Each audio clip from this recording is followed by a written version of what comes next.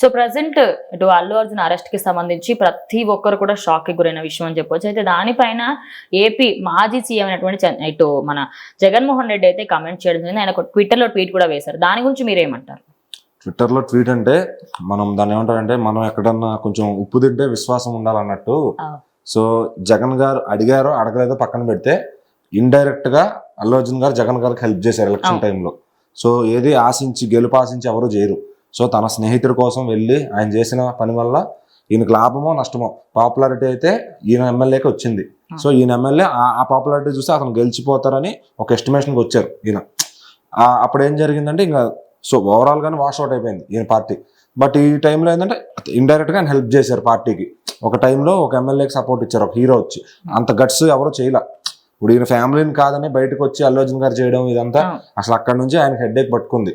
మొత్తానికి రౌండప్ చేశారు ఆయన్ని. ఆయన అదేదో అవార్డుని రౌండప్ చేసుకోవడం కాదు కానీ అల్లు అర్జున్ గారిని వీళ్ళు రౌండప్ చేసుకున్నారు ఫ్యాన్స్ అంతా. సో మరి అప్పటి నుంచి ఇంకా ఏదో ఒక డౌన్ ఫాల్ చూస్తూనే ఉన్నారు అల్లు అర్జున్ గారు.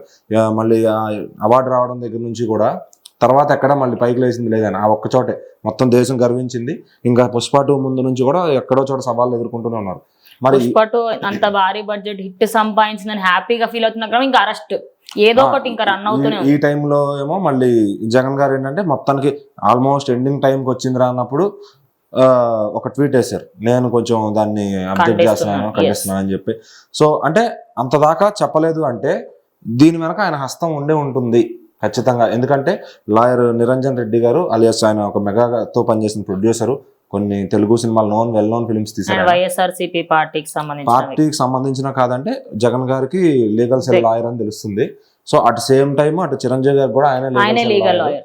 సో ఇప్పుడు దీన్ని ఎట్లా తీసుకుంటున్నారంటే ఈ వైసీపీ పార్టీ వాళ్ళు అందరూ కూడా సో ఫస్ట్ నుంచి కూడా అల్లు అర్జున్ గారి పక్కన నిలబడ్డారు. మన పుష్ప 2 కూడా వాళ్ళు చాలా స్ట్రాంగ్ గా నిలబడ్డారు టికెట్స్ విషయంలో కానీ.